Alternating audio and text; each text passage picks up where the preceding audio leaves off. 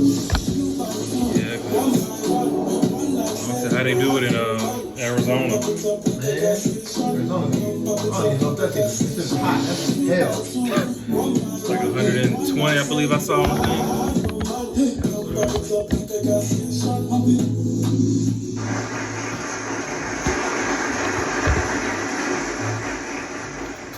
Hey, what's up, everybody? I'm live here on DFWRadio.com. You are tuned into the Zamir Watson Show. I'm your host, always doing the most, as you can see today with my Cowboys gear on. And I got my special guest on the line, the Mad Detailer. What's up, Chassidy? Hey, what's up with it? Oh, nothing much. You working hard or hardly working? I'm working hard all the time. And your butt too. You said, yeah. So yeah, you know, I try to spotlight everybody who has businesses and anything that's trying to help them, get more, just more people coming, more exposure. That's what I was looking for. To especially from my hometown. So yeah, if you could just tell everybody a little bit about what you do and where you do it at. So my name is Chassidy McBride. I am the proud owner of the Mad Detailer, which is a mobile detailing service, an eco-friendly mobile detailing service at the DFW Metroplex. I do go outside of those perimeters sometimes. It depends on how the money is. I am originally from Magnolia, Arkansas, land of the Razorbacks. Right, already. I graduated from Walker University, where I got a. At the university. You know what I'm saying? Walker University, that's where I graduated from. Right. University, it wasn't high school, it was university. And so my dad taught me as a kid, where we from, gender wasn't like a thing, right? When your parents were raising you, had cross chores. So girls did boys stuff, boys did girl stuff. So my dad taught us how to mow yards and grate leaves, pick peas, and all kinds of things. One of the things that stuck with me though was detailing cars. He taught me how to do it the right way at a young age. So when I got older, had a dream about detailing cars really, and just started detailing cars. Had a master plan, knew what I wanted to do, what market I wanted to target. And I went through classes. I went through drive auto appearance, took a couple of classes, and he got me on my way. And man, it's been amazing ever since. Yeah, that's how it is sometimes. When you think it, dream it, feel it, you had no choice but to do it. And I tell people that all the time because, you always see people that they'll have big goals and stuff like what you're talking about. But they'll never pursue them it's a number of things. One, the biggest part is fear. Because it's so easy to dream, you know what I'm saying? People always say nothing comes to a dreamer but a sleeper but dreams. Right. But sometimes those dreams mean more to that person that's sleeping than the person that you tell about the dream. So when you start telling people about your dream, it doesn't have any value to them. Right. But if you can ever act on that dream, man, the world is yours. I mean, you can control the amount of success that you have depending on how much time and effort you want to put into the dream, if that makes sense. No, it does.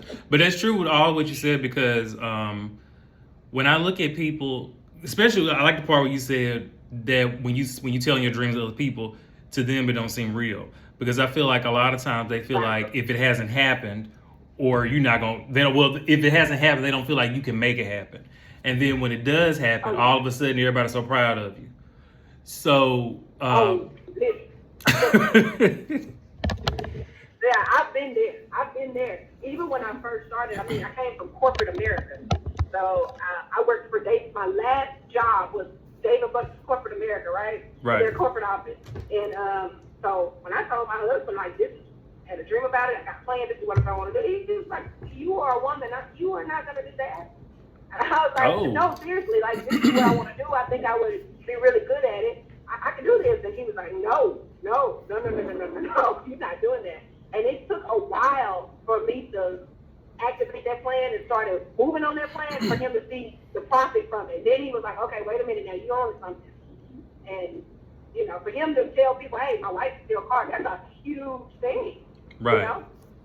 Well, like you said too, nowadays there's so many things now where gender is not looked upon as a liability for pursuing certain careers, because I mean you got more women now. That it's funny you mentioned that too, because you got more women now that's in the truck driving and stuff like that. Something that 20 years ago you hardly ever saw was women driving 18 wheelers. Oh, no.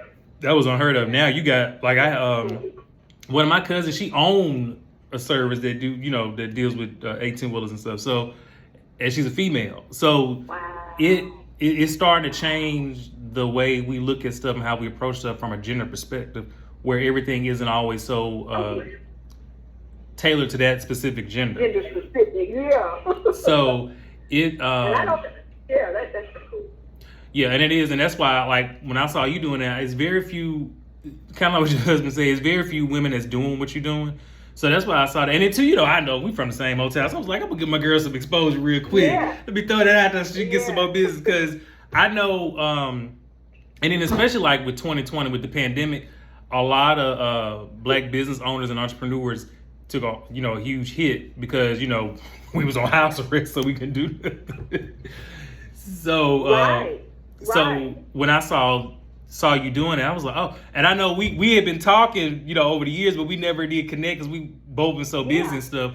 But I was like, let me go on and put that out there, because people still kind of recovering from COVID, and and then too, like I said, from my hometown, I just wanted to always make sure I touch base with a lot of them and try to push them, because back home, most people don't go to Arkansas to look for any type of business professionals or talent in general, and there's a lot of talented people back home. Yeah.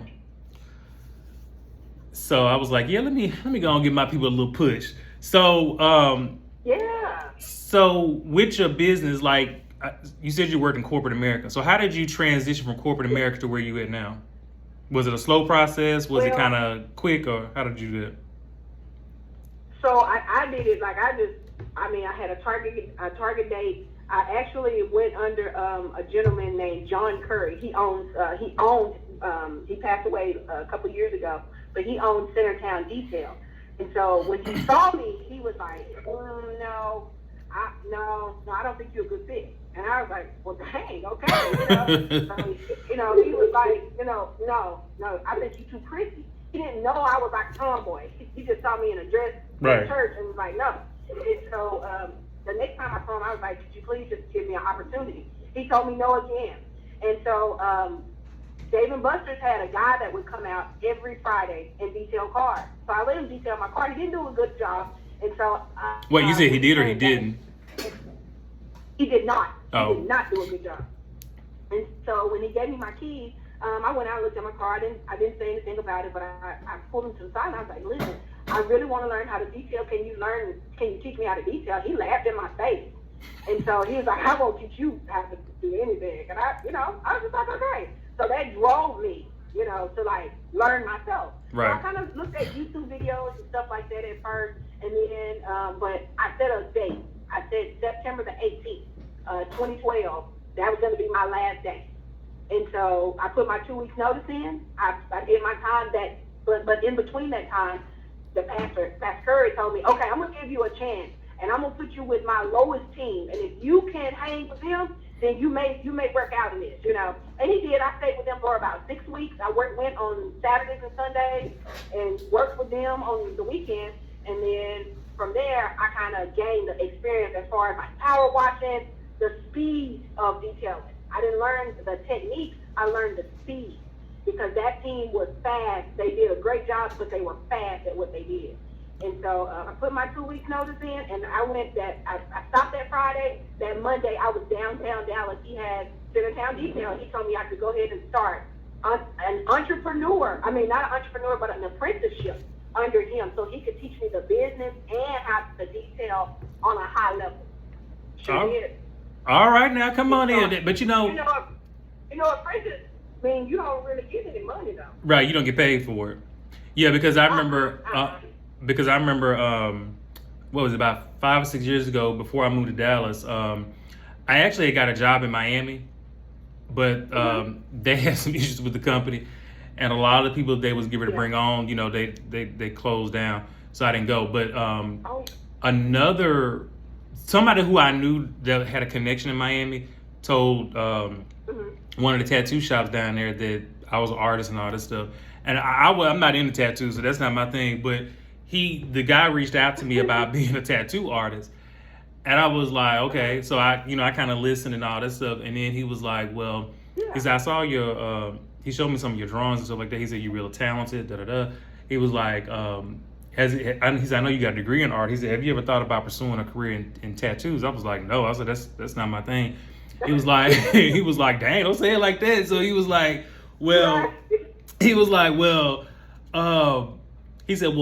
he said, you might want to consider it. He said, you can make a lot of money. He said, especially down here in Miami, because he had tattooed Lil Wayne and Rick Ross and a couple of other people.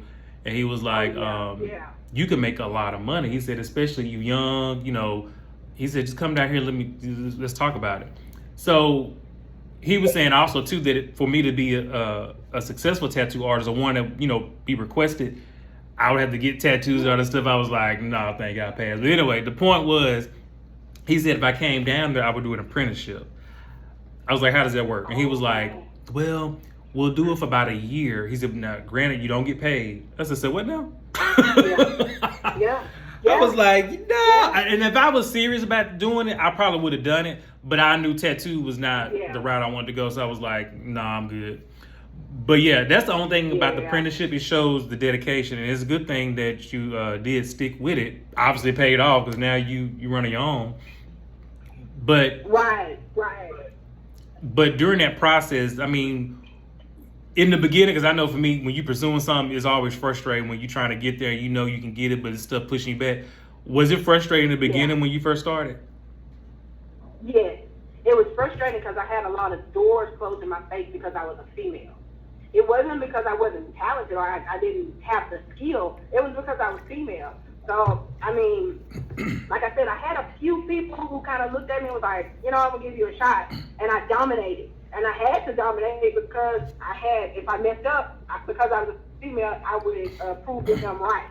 And so in the beginning, that's kind of how it was. I had to work to prove people, you know, wrong, really. But now, you know, now it's not like that. You know, now the reputation precedes itself, so I really don't have to do all that. But it was it was very frustrating in the beginning. But luckily, when I first started, like I said, I was doing an apprenticeship for about a year, and then a guy came down to sell a polisher, and I started using the polisher. He did waterless, so I am rinseless. I'm eco-friendly. I do not use water.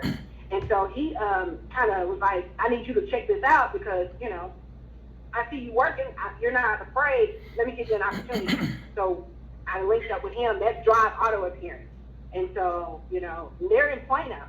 And, man, I went and took his class for a week. Once I left there, I had two functioning sites. All right, yeah, because I was looking at some of your posts and I was like, oh, she going everywhere because it looked like you go all over DFW. Because I do. Yeah, I saw that because I was like, she, because you know I used to live in Plano. I just recently moved, but I saw you was in Plano one day, and then you was over, I believe it was in DeSoto, and then I think it was Addison or maybe Duncanville or somewhere. But I saw you moving all over. I said, oh dang, she moving. But yeah. But that's a good thing. But that's how you get your name out, because going to all those different parts of the DFW, you'll be surprised. All it takes is that one person to say, hey, you know, if you want your, you know, your car done, you know, this way, that way, talk to my girl Chassidy, and before you know it, you know, you are where you are today. Because word of mouth is still. Most of the people. I'm sorry. Go ahead. Go ahead. I'm so sorry. Oh no, I was just gonna say word of mouth is still the best marketing tool. Always. You know, I don't even put a lot of money into marketing. I recently, just started, investing in the time into my Instagram and Facebook and stuff like that. But before I wouldn't. Now I have a mentor who is hard on me, and because let me stop right there. I believe that everybody needs somebody to be subject to. Right. You cannot be great if you can't take instructions. You have to have somebody, not that you admire them or anything like that, but if they're in the business, they've done the business, then and they're successful, then why not listen to what they have to say?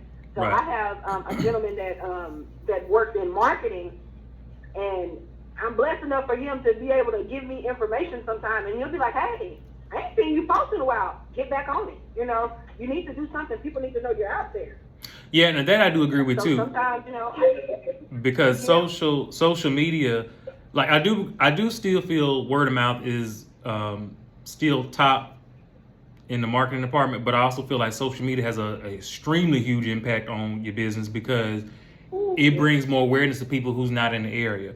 And somebody who been doing this for like 5 years, you know, dealing in media, trust me, it goes a long way because you know, last year when I was posting about that award I hosted in New York City.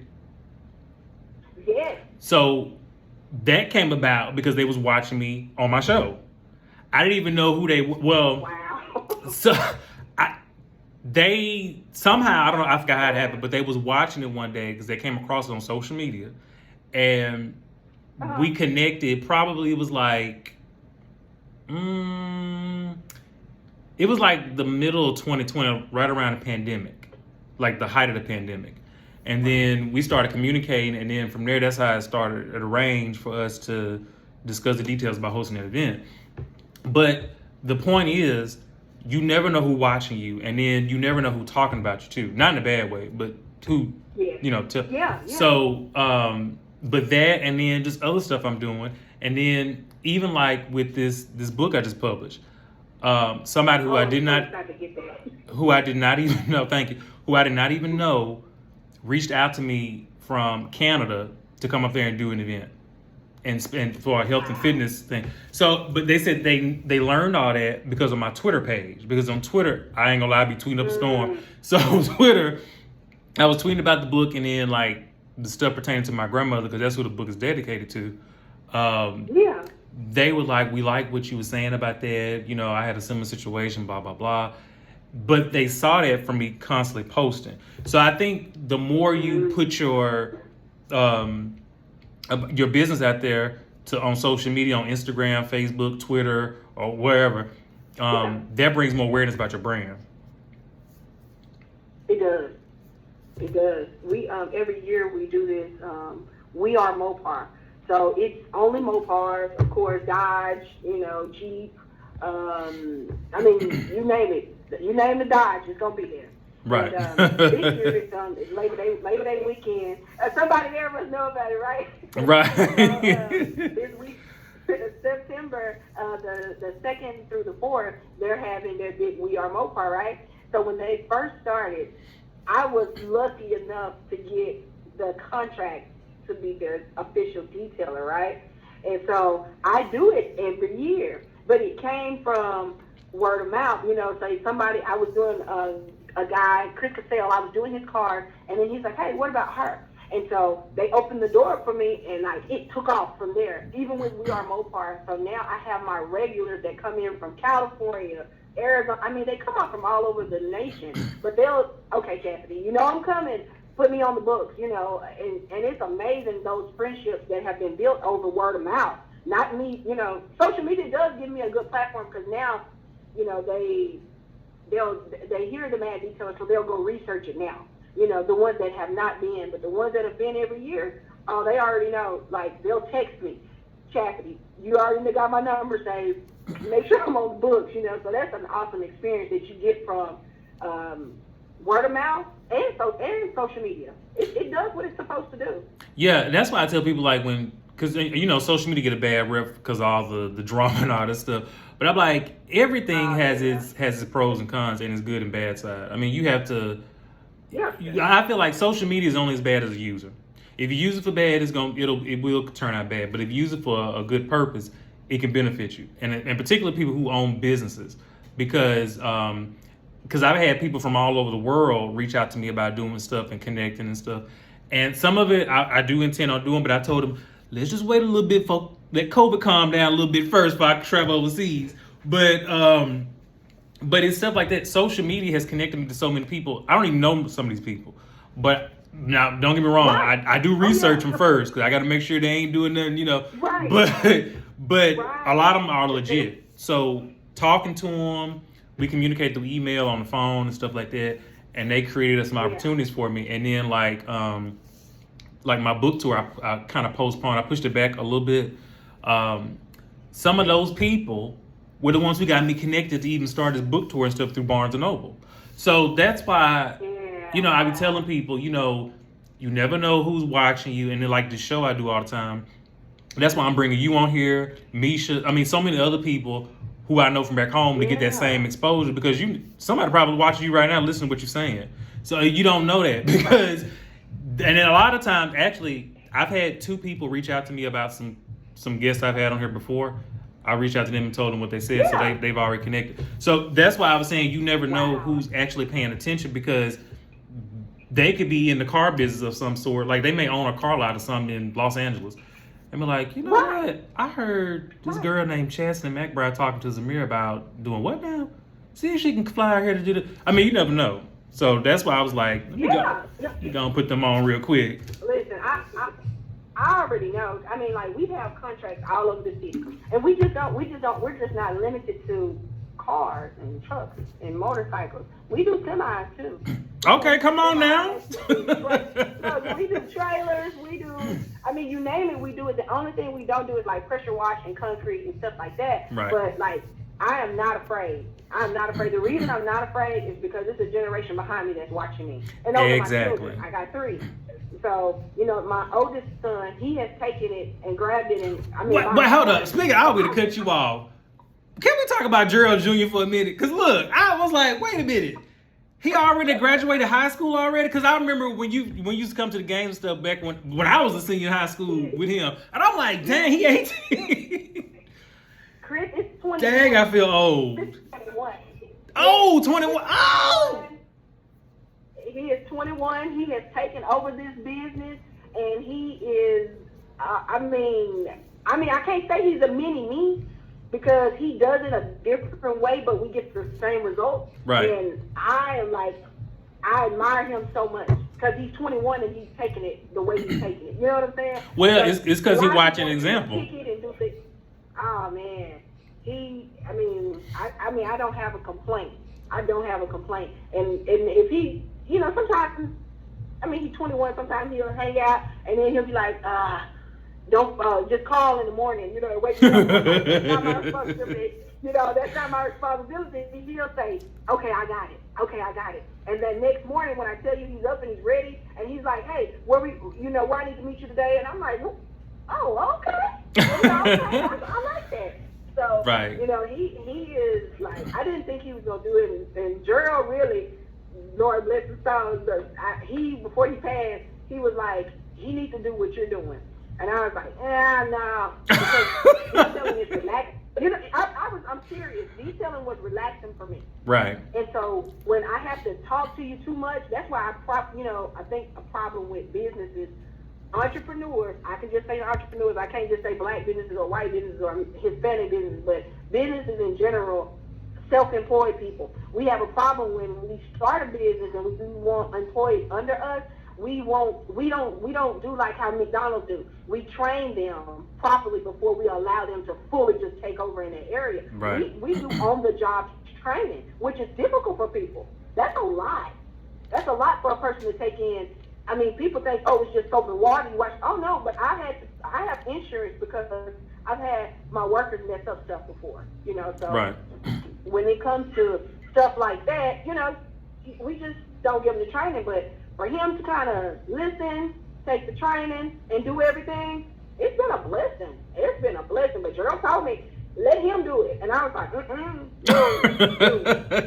Well, now I feel you on that too, because I know when you are, like you said, when something that's your passion and that's your baby, you always nervous about how other people will handle it basically. And I know for me, I'm like that too. Like I'm real cautious about when people, especially here soon, I'm gonna need somebody else to help me here soon. With the publicists and all that stuff, because some of my stuff is just starting to get time consuming. I gotta keep track of everything. So bringing in people that I trust is the number one thing for me, but also bringing in somebody who can also keep up, pay attention, and run stuff how I want it run. how I want to ran. So that's hard because when you see, I ain't gonna say I'm OCD or nothing, but when you see somebody who don't quite do it like you do, I try not to get too like, okay, you know what, everybody got their own way of doing this.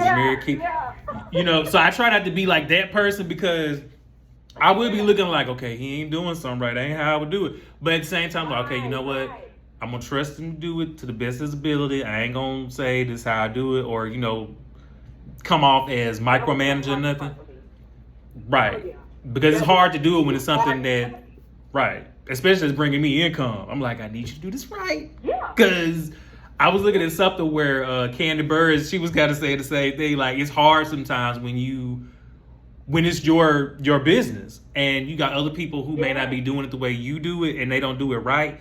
It's kind of hard to not say something, but not say something in a rude way, but say something to let them know like, hey, this is how I've been doing it. I prefer it stay this way. Do it the way you do it, but make sure it's, So yeah, I get you. You know something?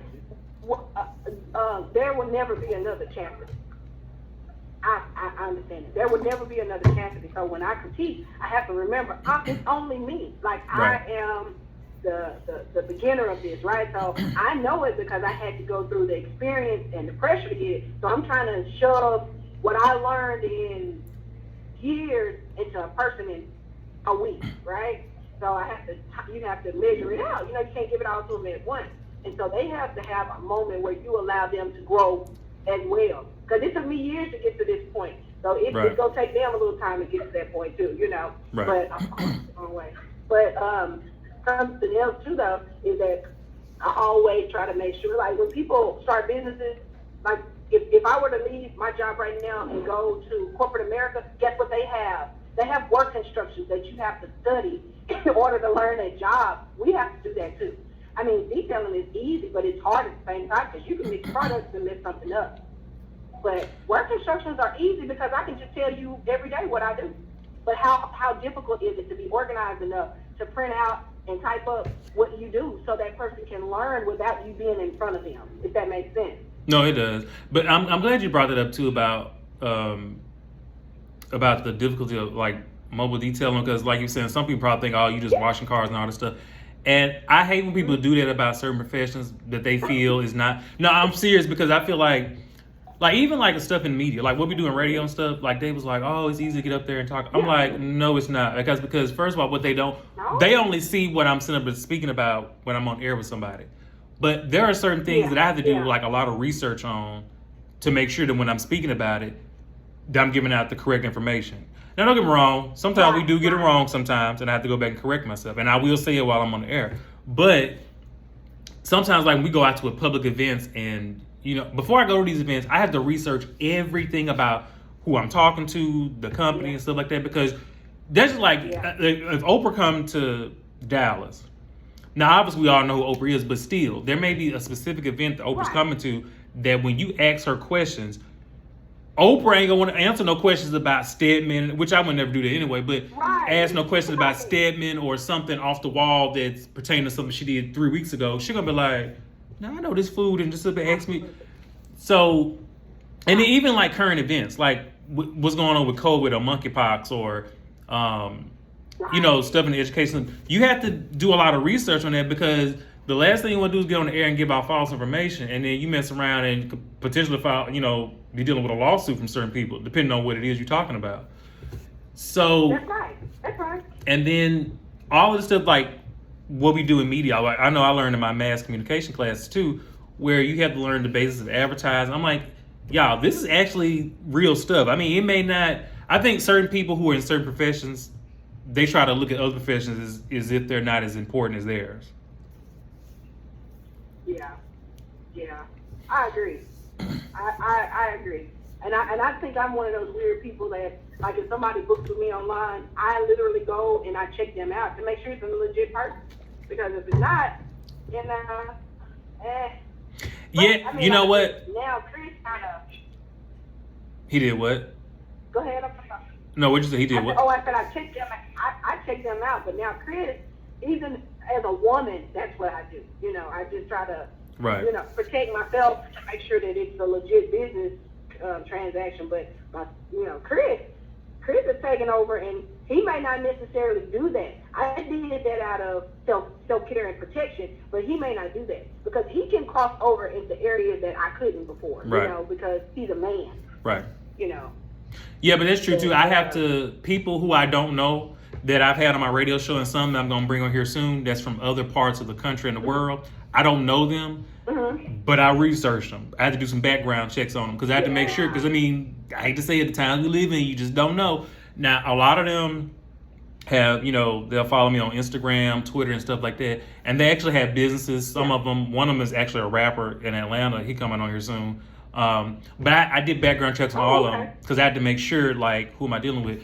And even, like the celebrities and stuff that I interview, and some I'm about to interview you soon, even though I know who they are, if they still, like, say for instance, like if Dak Prescott, if I'm asked to interview him and he has something going on over at Star, I have to know all about that event before I go over there to talk to him about it and make sure, you know, I'm up to par with what's going on, because a lot of times they don't want to be speaking to somebody who don't know what's going on, and it's like, what you doing? You just filling up free space. And but even like some of the people who I know, like I said, the guy that's coming as a rapper is some that's actually, you probably go laugh at this or be surprised. I don't know. Do you know the TV show Bel Air, the remake of The Fresh Prince? Yes. So me and the director follow each other on Twitter. We've been talking about him coming on my show. So now obviously I know who he is because I know he legit. But you know, but it's stuff like that, connections like that. Sometimes you have to be careful too, because people create fake accounts. But since we follow each other and we send each other stuff, I know that it's legit. And I talk to his, you know, public. So like you're saying, you have to just double check sometimes because you never know about folks. Right, yeah. And the people tell me all the time, and it's funny, I've been doing it so long that, like, even if I act suspect, like, with business, or, like, I stopped working by after a certain time anyway. You know, like, so Terrell, he's very, very, very, he will not detail cars, but he is very supportive. You know, he helps me in other areas because he's extremely sharp. Like, he's really, really smart when it comes to finances and organizing things. So when he started saying, hey, wait, what's this or what's that, then it makes, you know, it raise up the hairs on the back of my neck, because I'm like, wait a minute, what do we see? I'm like, hey, why'd you ask me that? You know, now you're making me nervous. Why'd you say that, you know? Well, you know, and also, too, it's good to have a spouse that's supportive, too, because a lot of times when husbands or wives or whatever the case may be pursue something out of passion, not everybody's spouse is supportive. And sometimes when they are supportive, like kind of what you're saying he's doing, that's a good thing because he's concerned, but he's also trying to help you stay on track so nobody will take advantage of you in the business. Yeah. It's been a transition. Like I said, you know, he wasn't so supportive because he was like, no, you're not going to do that. You know, I'm sure as a man and your wife doing something manly, you know, you have to put all those thoughts in your head about, you know, what your peers going to say, and then going from two incomes to an unknown income. Right. You know, are you still going to be able to do the wife duties, like cleaning and, you know, stuff that I agreed to do? So, you know, I'm sure he was worried about all that in the beginning because we had never been in that situation before. And so I'm glad, though, because now my children, not just Chris, because he owns it now, but my daughter and my youngest son, they have entrepreneur spirit too now. So, you know, it's things that they want to do, and the only thing I can do, Zamir, is guess what? Be supportive and be like, okay, well, let me get a professional so they can mentor you and you can see what it's like on this level, so they can aspire to something, you know, greater. And I love that because I'm glad you said that, and I'm glad as a parent you will actually support your kids in that, because I cannot tell you how many times people, particularly when they're young and they talk about pursuing stuff and people laugh at them or don't really encourage them to do it. That's why they don't, I hate to say it like this, that's why most black kids don't go as far with entrepreneurship is because they don't have that support system. Because I know for me, I don't care what nobody says. I believe in me the entire time. I've had some setbacks. It was frustrating at times. It was some times I wanted to say, fuck it. But I kept pushing. I kept moving forward. I had a strong support system for my family. And some of y'all too from back home. And of course praying too, above all of it. And when I look back to 5 years ago when I was going through so much versus now, I'm glad I didn't give up. And I also knew too, even at that time, it was crazy that something good was gonna come out of this. Because I look, now I've been awarded by, the state of Texas for being one of the influential people in media. Wow. I got an award from the people of New York City for hosting that event last year. I just published a book and the sales are doing good. And I thought the other day to myself, if I had given up during that time when so much was going on, none of this stuff would have ever happened. Wow. And the people who didn't believe in me and talked so bad about me, oh, he ain't gonna never do this, he just wasting his time, this ain't gonna never happen. It feels so good to succeed in their face. Because the main ones who talk so much stuff about me, oh, I'm so proud of you, congratulations. I ain't gonna say what I want to say, but I'm just gonna say, you get where I'm coming from, yeah. So I ain't gonna say it over there this time, cause I was about to say some. But it feels good, and that's why Dad always told me, don't say nothing back, just let, cause success really is the best revenge. Yes, it is. A couple of years back, probably maybe about probably about 5 years, I was actually going to bring a detail business to Magnolia. And when I started doing my groundwork first, kind of tilling the plowed and land, so I would go to different places and ask questions about detailing and contracts that I could get. And everybody kept talking about Kobe Disney, right? And Right. So I didn't know who he was. And so I kind of linked, I sent him a message and I was like, hey, my name's Chassidy. This is about business. Can you call me?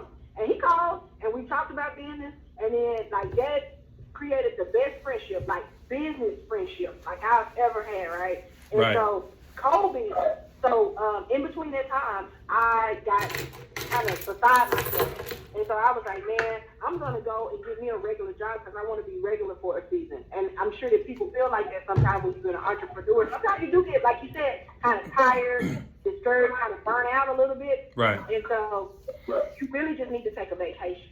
You know what I'm saying? And I'm talking about a vacation where you don't work.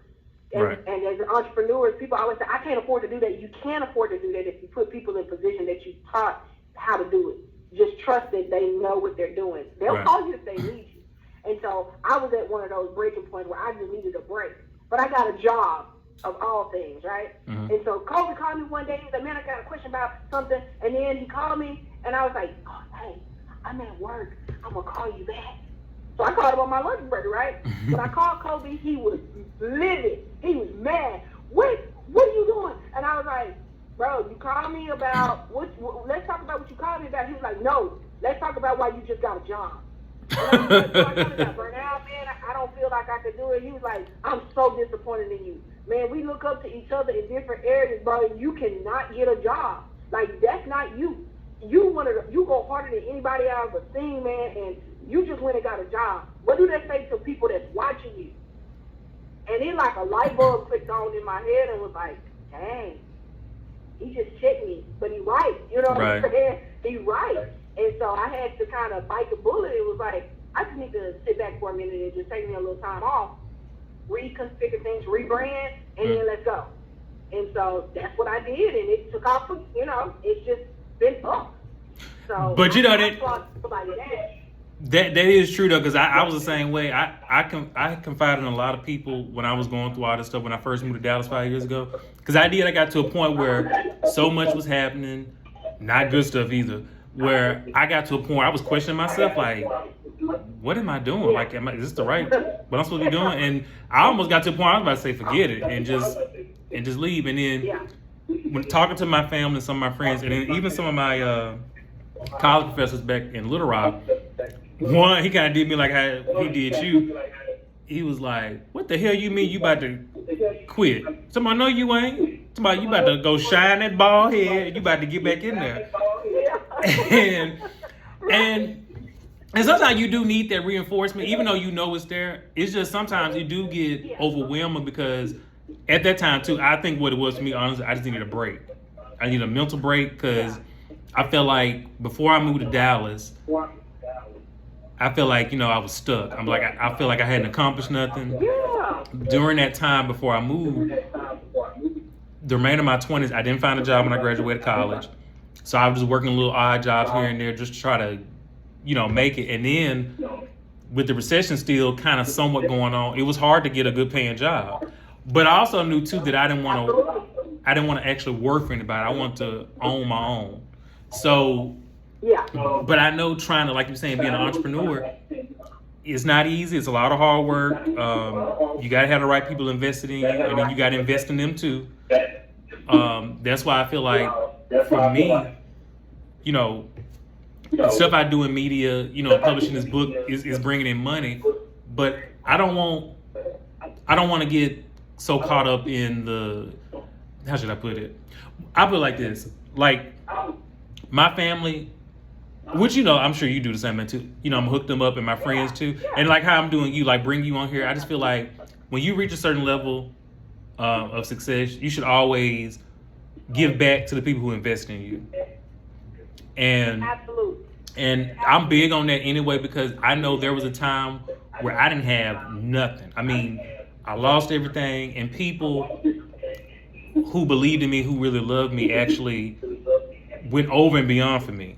So that's why when I think about all these moments like publishing a book and getting these awards and all this recognition and stuff like that, I think about those moments when I didn't have nothing, when I was down, depressed, stressed, all this stuff. I think about all this stuff because these moments would not be possible without those people lifting me up. So that's why I don't, anybody who I see trying to pursue something, I try to encourage them, push through it. Don't give up, because, 5-10 years from now, you could be the next big thing. Absolutely. Absolutely. There is no blueprint to success. It really isn't. If you feel like there is, then have faith. Because if it wasn't, like the old people say where we from, if it had not been for the Lord on my side, where would I be? That is so true for me in my journey. Because like I had to have faith, because the moves that I was making in the beginning, my finances didn't add up with what I was trying to do. Right. It didn't add up. It didn't even make sense. And so when people are starting out, like you may not even know what you're doing. That's I think one of the things that they taught us in the class that I went to that we had to make an investment in was that you need a what do they call it, a business plan, right? Right. For entrepreneurs, I think it's backwards. You get the experience, then you write your business plan. The reason I say that is because I was trying to write a business plan on something I hadn't even experienced fully yet. You understand what I'm saying? So when I was trying to write my business plan, I was copying off what somebody else said about the business.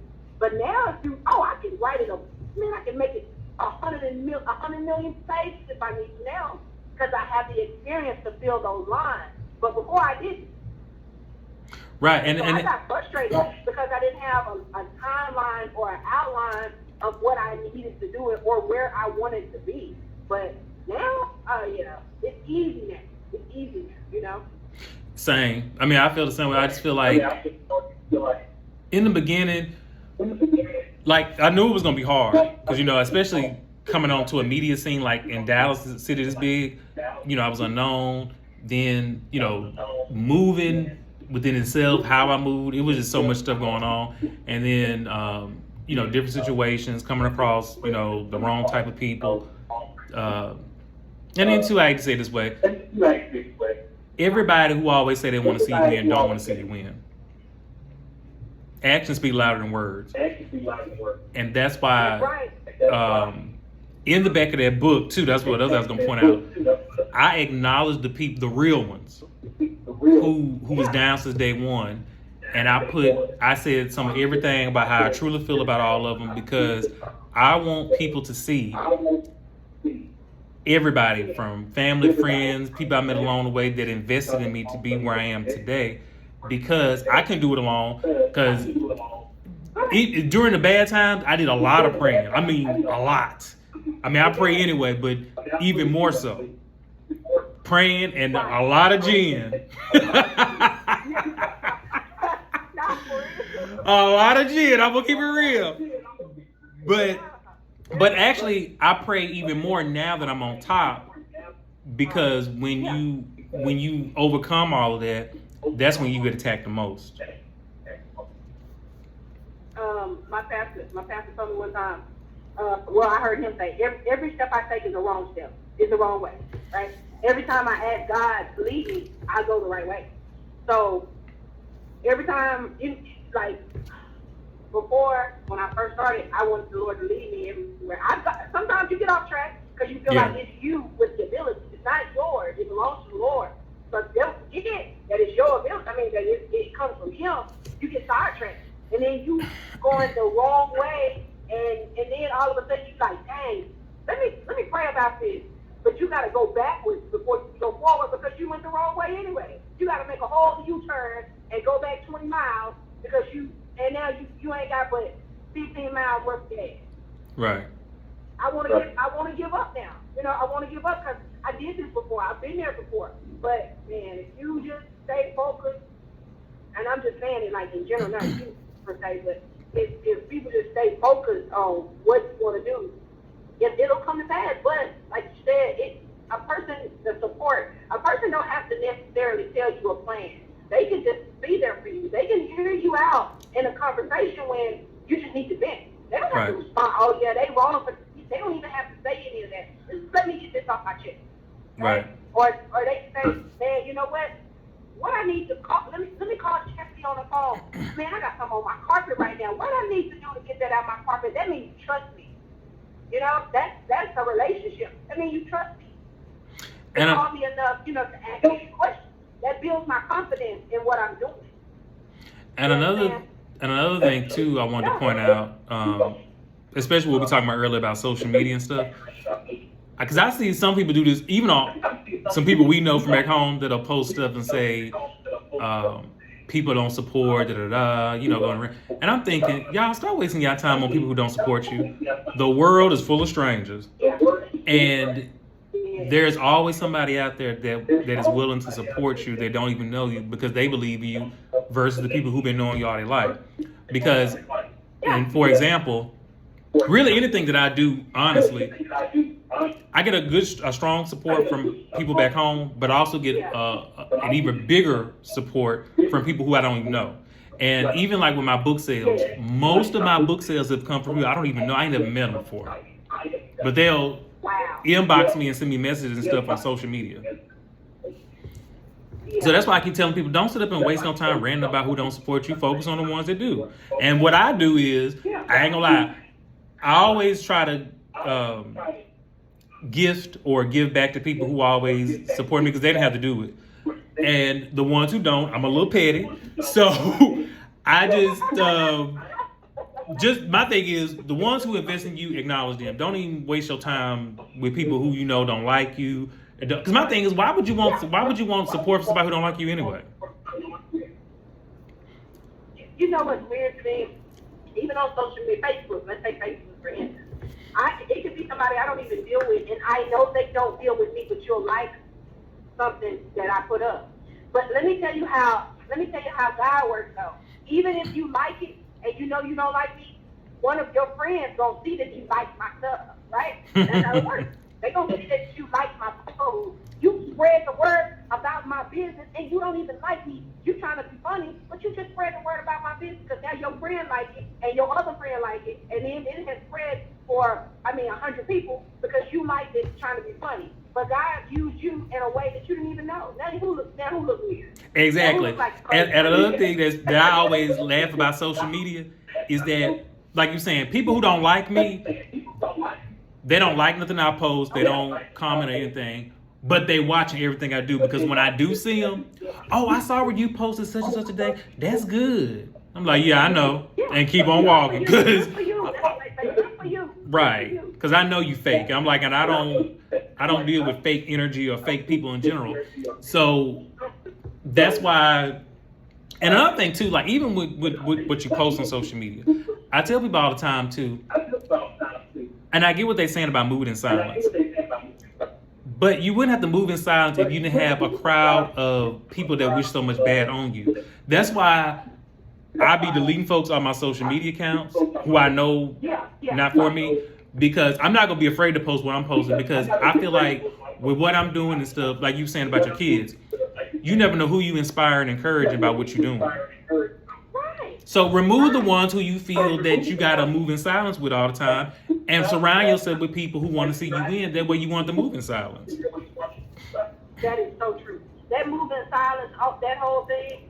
Like you probably know. I was like this in school. I was extremely private. But when it comes to business, I want people to know that this is an amazing business. You know, I want people to know that. But when it comes to like inspiring people, like like right now, anybody can call me. I have people that call me on a weekly basis, and they want to know men, women. They want to know. So if I don't do my job, spread the word, or post like what you said, if I don't post sometimes, then it's not going to, I mean, even if they don't want a detailed card, it could be any kind of business. I get calls all the time about just taking that leap of faith. Like, Chassidy, what did you do? Like, what made you just, that most people can't even get over that hump. So the more I post, the more they see me doing it. It's not a boast or a brag. No, it's an inspirational type of thing. Because I got beyond bragging when I was in high school. So now we just trying to help each other. Like you said, we just trying to help each other go higher. Because it's that person that's thinking about doing that business that won't do the business because they feel like they don't have the support. Or they're worried about what people going to say about it if it don't work. You know how many times I failed at this? How many times I failed at detailing? A lot. I failed at detailing a lot. But I've had clients that tell me, you know what, you're not done with my car, and turn around and go back in because I missed the spot. Those are the people that make me better. Right. Those are literally the people that make me better, because now I do a level of excellency that I wish you would come out and tell me something wrong with your car, because it's not going to be, because I'm looking at it with your eyes now, not my own. Yeah, and see, but see that, but like you're saying, people like that make you better because you learn from your mistakes. And I feel like when you can't listen and learn from, whether it's the customer that tells you miss a spot, or like a mentor telling you should do this and you don't listen, you won't be successful. But taking those notes and applying them to your future, tasks, that will help you improve. And then like obviously you've been doing it for a while now, so you could possibly mentor somebody else who may be looking to get into business. And that's another thing I don't mind doing either. I don't mind showing somebody how to do something, because like even I've had 3 people ask me, how did you go about with the book process? I told them. Because I'm like, everybody can have pieces of success. I'm not going to sit up and say, oh, I'm the only one that want to do it this way. I ain't going to tell nobody else so they can't do it. No, because I know how that feeling is when I've asked people how did they do certain things, and they kind of treated me like I wasn't. So I was like, okay. So I was like, now that I've done it and other people want to know, I'm going to tell them how to do it. Yep. Yeah, and with, people are so offensive. I say COVID created an eggshell in the atmosphere, for real, like in the ozone or something, because people are so fragile these days. They are super fragile. Am I the only person that feel like they're fragile? No. I mean, you can be confident in who you are and tell somebody something, and then they feelings hurt. I don't like the way they said it to me. It's because I'm direct, or is it because you aren't confident enough to receive what I'm saying? Well, I think it's a combination of all of that, especially the outspoken part, because I know I speak my mind a lot. And to people who are, how should I put it, who are weak and can't handle the truth, it'll always come off as you being, hardcore or rude or, blunt and stuff like that. I'm like, no, it's just the truth is the truth. Either you can handle it or you can't. And sometimes you have to speak the truth. You can't always sugarcoat it, I feel. I agree 100%. especially when it comes to business. Friendship, I can massage your back and tell you what you want to hear, but is that going to strengthen our friendship, or are you going to be mad at me because I didn't tell you the truth? Right. So, I mean, you got to remember, I'm 40 now, so you know how when we were younger, it would be that old person, Mr. Joe Watson, that was real straightforward, Mr. Muldrew, Mr. Brown. Those people were straightforward with us. They didn't cut any corners with telling us the truth about what And didn't, do you? No. Whether you liked it or not, you may, thought about it, years later, and be like, dang, they really told me that. I can't believe that. But you know what, honestly, some of the things that they yeah, but they made us better people, I feel, because I like, especially like Miss Brown them, I love their realness about her because she didn't, because she was going to tell you, now look here now, Chassidy. Yeah. Miss Brown was going to tell you. She was going to sugarcoat anything. But see, I never did what I'm sorry, go ahead. Go ahead. No, I'm just saying, I like outspoken people anyway, because I hate somebody who beat around the bush and just trip over just keeping it real. Like, just say it. Right. Ms. Brown told me one time, when I first got to Walker, I was trying to figure out why she was mad at me all the time. And I said, what? I don't even, because I didn't know her. She was like, I know you, I know your mama, I know your auntie, your uncle. And I said, well, okay. And she said, and I know your dad. And I said, well, okay. She said, he gave me my very first and only speeding ticket. And I said, oh, Lord. And I did. She didn't give me any slack. Most people probably thought, she had faith. No, she made it extremely hard. But her being that hard on me prepared me for life, though. It really did. It prepared. I mean, everybody, all the staff at that school prepared us for real life. Right. They didn't bait it at all. No, they didn't. But and I like that too. And to this day, a lot of them I still talk to, and I appreciate what they did, because I could just imagine, had they not been hard on us, how we all would have turned out. Where would I be? So serious. Right. Where would I be? I remember Mr. Barry pulling me to the side one time and grabbed me by my arm and like trying to shake me. He said, "Hey, you need to get together. Get it together. It's your last year. Get it together." And at the time I was like, "Who you think he is grabbing on my arm like that?" But by the time I made it home, I was gonna tell on him. Really, I called myself was gonna tell on him and tell my mama that he had grabbed my arm and shook me, And she was like, "Yeah, James called me and told me he had to." I said, "Oh my God." Well, the parents they did that back then. I mean, he teachers. grabbed my arm and she like shook my arm and she said he needed to. You better do what you need to do. I was like, oh my God. I thought I had a case over here and you on his side. She said not a case. Yeah, it was a whole case. I thought I was child abuse or something. No. She agreed with it. Well, we done ran out of time. So Chassidy, so anything else you want to say to anybody who may be trying to break into the business, and also too, if they want to get in contact with you for your services, how do they do that? Yes. So currently we are opening up franchises, right? So I am a franchise owner of Drive Auto Appearance. I have contracts over the cities that do my business contracts. And so I'm Drive Auto Appearance of Los Colinas, and I also own the mobile side, which is the Mad Detailer. Come on, Oprah. Come on now. Yes. So I have two. So Drive Auto Appearance is also doing franchises now. So if anybody's interested in obtaining a franchise you may not necessarily have to learn how to detail, but you do have to follow the model just like Chick-fil-A. You have to follow the model to make all of the branches look the same, right? Right. And so I do have a location downtown. I'm at the Trimacro Center, and we are on Harwood. The car just passed by the street now, but I'm sorry about that. And we offer classes. So we do classes in Plano to teach you how to do water smart, and we teach you how to do a high class of detailing, not just washing cars, but a high class level of detailing where you can learn how to own your own business.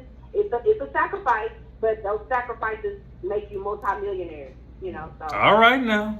How about that, and I thank you. I thank you because you will reach back and you will grab us and you pour into us, and we appreciate. I'm just speaking on behalf of everybody that you do this to on a daily basis. Like, I appreciate you so much for giving us the opportunity and the platform just to talk about our businesses and how we got here. It's a blessing, it truly is. You don't even know how you impact people. Oh, I'm gonna get my tissue now. But now you welcome, because you know I love y'all anyway, so I don't mind giving y'all exposure. But thank you for coming on and sharing all that, and I will see all of y'all next Saturday here on DFWRadio.com.